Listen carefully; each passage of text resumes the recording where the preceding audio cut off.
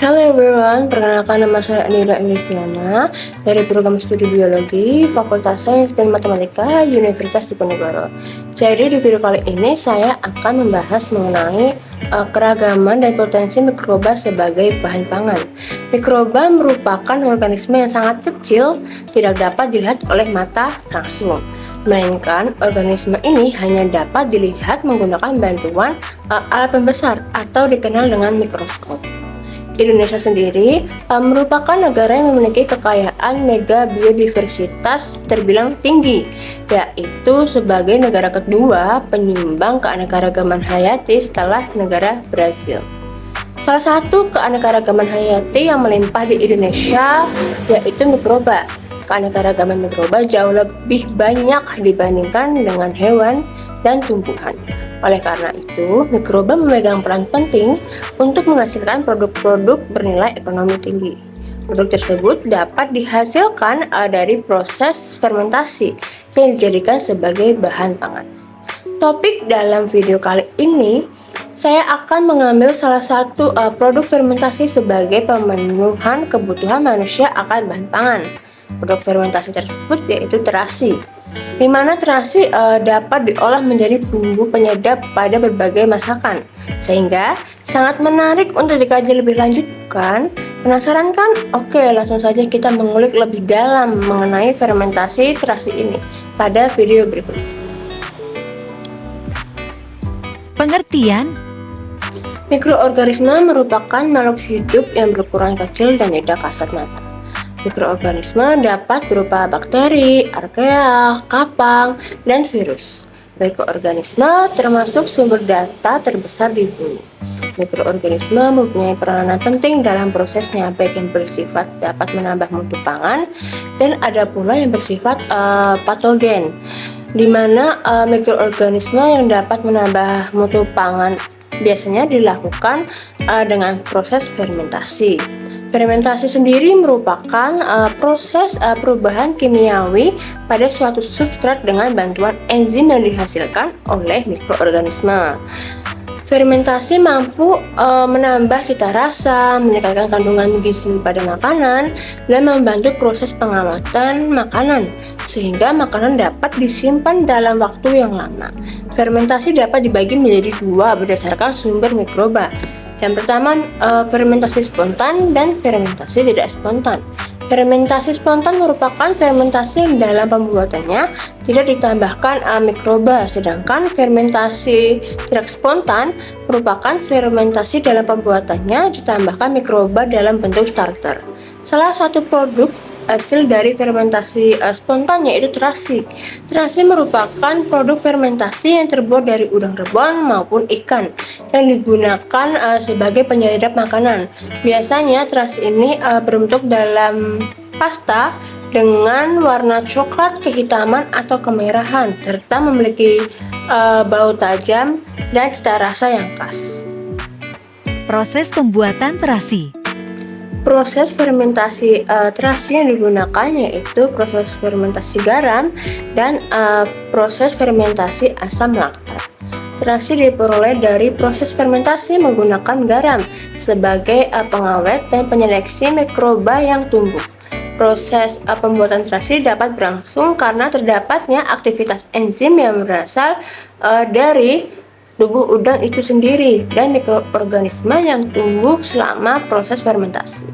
Tahap proses pembuatan terasi udang meliputi penyortiran, penambahan garam, lalu fermentasi, penjemuran, penggilingan, dan pencetakan.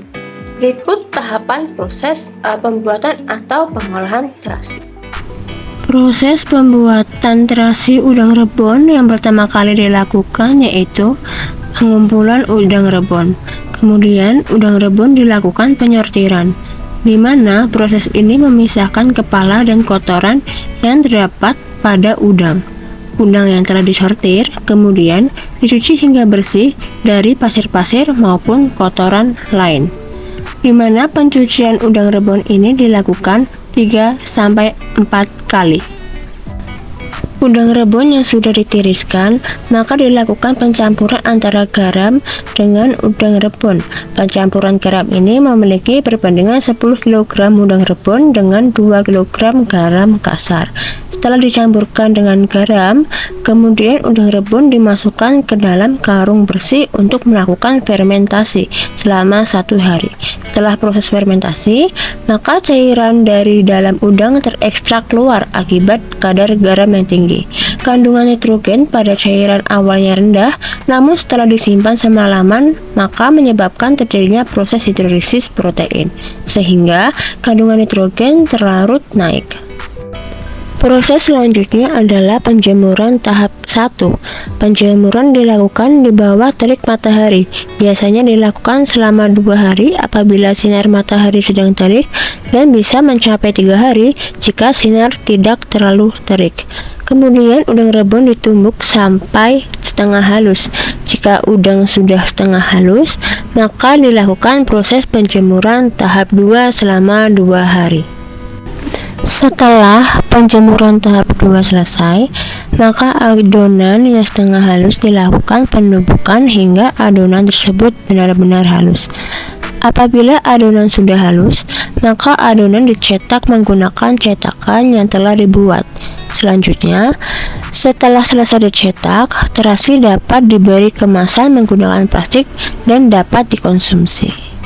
Penambahan garam pada produk-produk fermentasi udang maupun ikan dalam jumlah yang optimum akan merangsang pertumbuhan bakteri asam laktat yang dapat menghambat bakteri patogen. Mikroba yang berperan dalam proses fermentasi udang rebon yaitu Bacillus, Pediococcus, Corynebacterium, dan Brevibacterium. Kandungan dan kualitas terasi. Terasi terbuat dari udang rebon atau Acetes sp, sehingga mengandung nilai gizi yang tinggi. Berikut kandungan unsur gizi terasi menurut Makruf dan kawan-kawan 2022, di mana nilai gizi yang terdapat pada terasi udang rebon meliputi protein, lemak, karbohidrat, air, dan mineral seperti kalsium, fosfor, dan besi. Kandungan mineral tertinggi pada terasi udang rebon yaitu fosfor dengan kadar unsur 250 gram, sedangkan komposisi kimia yang tertinggi yaitu protein dengan kadar unsur 30 gram. Selain itu, ada pula kualitas yang dihasilkan terasi, yaitu aroma dan cita rasa, yang dapat dipengaruhi oleh lamanya fermentasi atau penyimpanan. Cita rasa terasi juga dipengaruhi oleh bahan baku yang digunakan. Mutu terasi ditentukan oleh warna, bau, rasa, tekstur, dan ada tidaknya serangga atau ulat. Semakin segar bahan baku akan didapatkan terasi yang memiliki mutu yang lebih tinggi. Manfaat. Terasi digunakan sebagai bumbu penyedap pada berbagai masakan. Selain digunakan sebagai bumbu penyedap, terasi dapat bermanfaat bagi kesehatan. Hal ini dikarenakan bahan baku pembuatan terasi yaitu udang rebon. Udang rebon sendiri memiliki nilai gizi yang tinggi sehingga baik untuk tubuh. Manfaat terasi yang baik bagi kesehatan antara lain mengatasi dan mencegah terjadinya anemia karena adanya kandungan besi yang tinggi pada terasi udang rebon. Selanjutnya ada pengatur keseimbangan hormon untuk kesehatan reproduksi karena adanya kandungan fosfor yang tinggi. Kemudian mencegah resiko penyusutan tulang selama hamil dan menyusui, serta mengatasi dan meminimalkan resiko kram, sakit pinggang, wasir, dan rematik karena adanya kandungan kalsium yang tinggi pada udang rebon. Selanjutnya menyembuhkan radang sendi lutut karena adanya kandungan kalsium dan besi yang tinggi. Yang terakhir, terasi udang rebon ini bisa menunjang sistem imun. Hal ini dikarenakan adanya protein, besi, tembaga, seng, dan tiamin yang tinggi pada terasi udang rebon.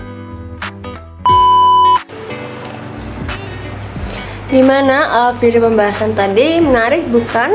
Keragaman mikroba di Indonesia terbilang tinggi, sehingga berpotensi sebagai proses fermentasi untuk menghasilkan produk-produk bernilai komersial.